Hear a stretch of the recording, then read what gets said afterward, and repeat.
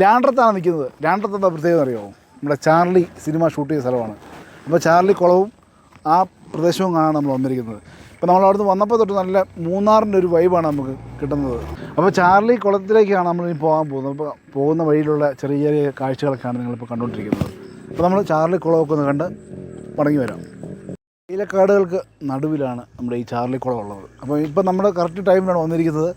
നല്ല വെള്ളമൊക്കെ മഴയൊക്കെ പെയ്ത് ഒരുപാട് വെള്ളമുണ്ട്. ഈ ടൈമിൽ വന്നാലാണ് നമുക്ക് ചാർലി കുളത്തിൽ ശരിക്കും വെള്ളം കാണാനായിട്ട് കഴിയുന്നത്. അപ്പം ഫുള്ള് തേയിലയുടെ നിറഞ്ഞ് നിൽക്കുകയാണ്. നമ്മുടെ കറക്റ്റ് മൂന്നാർ. ഇപ്പോൾ ഒറ്റ നോട്ടത്തിൽ നമുക്ക് നോക്കിയാൽ മൂന്നാറായിട്ട് തോന്നും.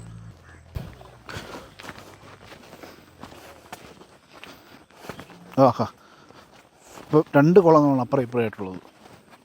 ഇതാണ് ചാർലി കുളം എന്നറിയപ്പെടുന്നത്.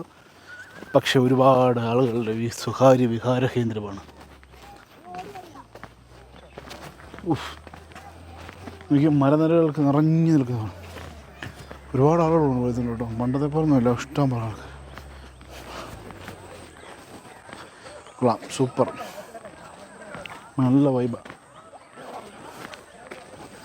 അതൊക്കെ കുറേ ഹഡ്ഡുകൾ പണിയണം, അടിപൊളിയായിരിക്കും അല്ലേ, സൂപ്പറായിരിക്കും. ഈ മരനിരകൾക്കകത്ത് കുറേ ഹഡ്ഡുകളൊക്കെ പണിയുവാണെങ്കിൽ അടിപൊളിയാണ്, നല്ല വൈബായിരിക്കും. നമുക്ക് അങ്ങ് ദൂരെയുള്ള മലയെ കാണാം.